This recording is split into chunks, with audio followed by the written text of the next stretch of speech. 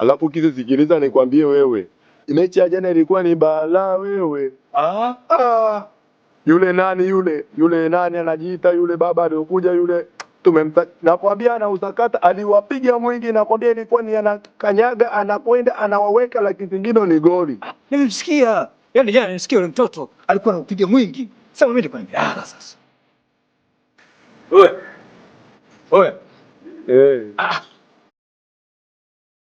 Wewe.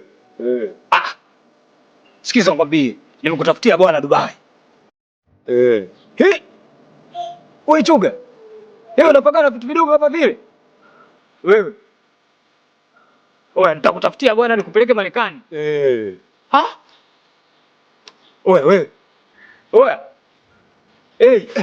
Nini sasa wewe? Mbona unasumbua nini wewe? Na vitu vidogo kama vile ndugu yangu. Umewahi kuona mtoto namna ile? Mtoto kisu kimoja kimenyooka namna hii wewe. Kila katika kisu. Sisi tushakutana na midudu na hii umeelewa? Na hatujapagawa. Yaani wewe kitu kidogo kama kile unapagawa. Ndio tatizo lako hilo, kila siku nakwambia wewe unafeli wapi? Yaani unapofeli ndo hapo. Wewe mimi sifeli, wewe ndio unafeli.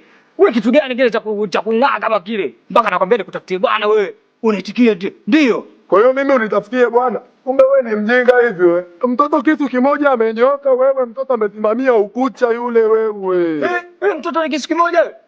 Sisi tushakutana na midude namna hii umeelewa? Na sijakupagawa kama hivyo. Mbona kwa hivyo wewe? Sasa sikiliza nikwambie wewe. Tuachane na mambo haya, tuendelee na kwetu sasa. Sasa unaambiwa yule mtoto Saido aliyasakata akawabungurunya, akawachekecha, akawakunja hapo, akawaweka, nakwambia akawaweka la tatu.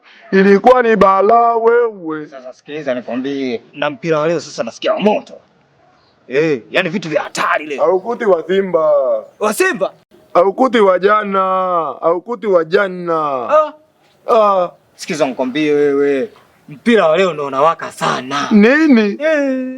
Umeelewa? Asiya kupagawa kama wewe. Yesu na Maria. Kumbe upo hivyo. Hivyo. Baba, nasikia hatari. Mama wewe. Yewi, baba. Mama. Baba. Mama. Yesu wangu. Amka sasa wewe, nini sasa? Dokta nisaidie. Unaona sasa nilikwambia. Nini sasa? Unaona lakini niko peponi au niko motoni? Mbinguni.